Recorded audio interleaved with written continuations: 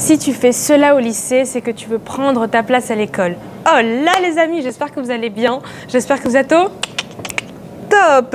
Si tu ne me connais pas encore, je suis Solène Benigni, la personne qui t'accompagne à devenir ton jeune, ta jeune exception, c'est-à-dire le jeune extraordinaire, le jeune plus confiant, plus inspirant, plus déterminé à réaliser ce que j'appelle ton chef-d'œuvre existentiel, c'est-à-dire le rêve pour ta vie, quel qu'il soit, et attirer d'autres jeunes on fire pour créer des amitiés absolument sensationnelles, extraordinaires, challengeantes et impactantes. Et dans la vidéo d'aujourd'hui, justement, ce qu'on va voir, c'est quels sont les signes que si tu fais ça, tu es en train de prendre ta place au lycée. C'est tout de suite, c'est sur Jace. Avant tout, si ce n'est pas déjà fait, si c'est la première fois que tu viens sur la chaîne Jeune Exception Youngstar, je t'invite à t'abonner en cliquant sur le bouton rouge, le bouton s'abonner juste en dessous de YouTube et à mettre un petit pouce bleu parce que tous les matins, je te publie de nouvelles vidéos de conseils en confiance en soi, en estime de soi, en comment tout déchirer au lycée et à l'université en tant que jeune et à te révéler pour te faire respecter et inspirer les autres jeunes autour de toi. Donc maintenant que ceci est dit, rentrons dans le vif du sujet. Alors, pour moi, le premier signe qui montre que tu as envie de prendre ta place au lycée, c'est lorsque tu lèves la main, même si tu n'es pas sûr d'avoir la réponse et que tu veux absolument comprendre quelque chose.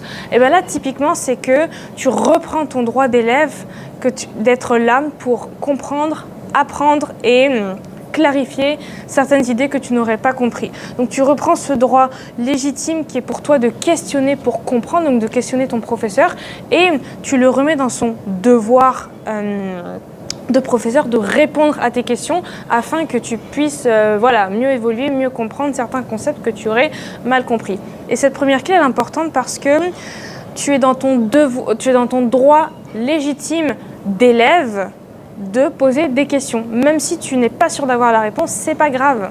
Même si tu es dans ton droit légitime de poser des questions et de répondre, même si tu n'es pas sûr d'avoir la bonne réponse. C'est normal. Le deuxième point, c'est passer au tableau et résoudre un exercice. Donc ça, typiquement, c'est le fait que tu vas montrer que tu as des connaissances, donc que tu sais ce que tu fais, mais aussi montrer que tu t'accordes le droit à l'erreur.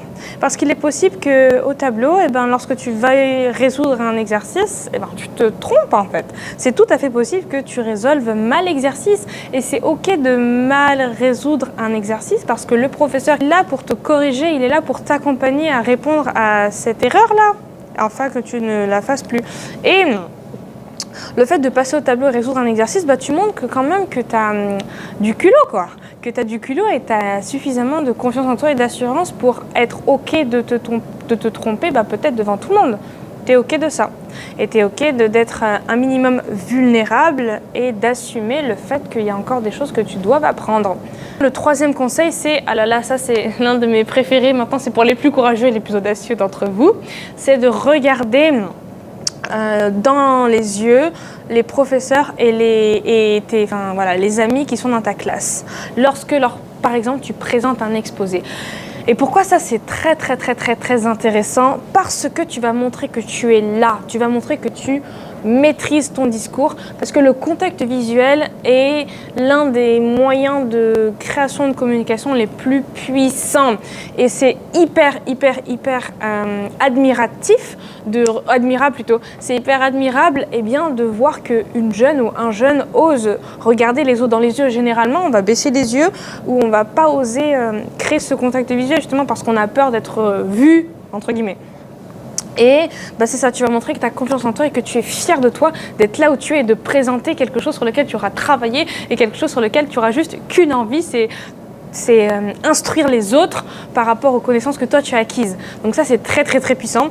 Et le quatrième conseil, j'allais dire le sixième, c'est le quatrième conseil, c'est de convier ton public à ta présentation orale, donc au début et à la fin. C'est-à-dire lorsque tu arrives au début, tu leur dis, écoutez, moi j'aimerais que ce soit interactif, donc n'hésitez pas à me poser des questions pendant l'oral.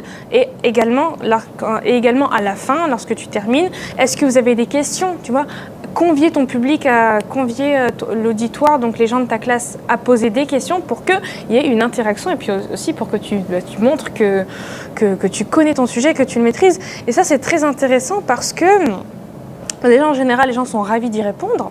Ça, c'est ils sont ravis de participer à ton exposé. Et puis aussi, c'est que tu montres que tu connais ton sujet. Et ça, en conviant les autres à poser des questions, et ben tu vas dégager une très très grande confiance en toi et une assurance qu'un jeune d'exception a en lui. Tu vas révéler cette puissance qui est en toi et toute la joie que tu as de présenter quelque chose sur lequel tu as travaillé et sur lequel tu avais juste hâte de tout déchirer. N'est-ce pas? Voilà les amis, la vidéo d'aujourd'hui est terminée. J'espère qu'elle t'a plu, j'espère qu'elle t'a inspiré, j'espère qu'elle t'a impacté. Évidemment, la discussion continue en bas par commentaire. Et si ce n'est pas déjà fait, n'hésite pas à t'abonner en cliquant sur le bouton rouge, le bouton de YouTube, s'abonner juste en dessous parce que dès demain, tu reçois encore une fois nouvelle vidéo de conseils de ma part en confiance en soi, en estime de soi au lycée, à l'université pour tout déchirer dans ta vie et révéler le jeune d'exception badass on fire qui sommeille en toi et juste aller conquérir le monde, ton monde déjà et le monde après. D'ici là, n'oublie pas que tu es un jeune d'exception, une jeune d'exception et que tu vas tout déchirer dans ta vie. Go changer le monde les amis. Bye bye.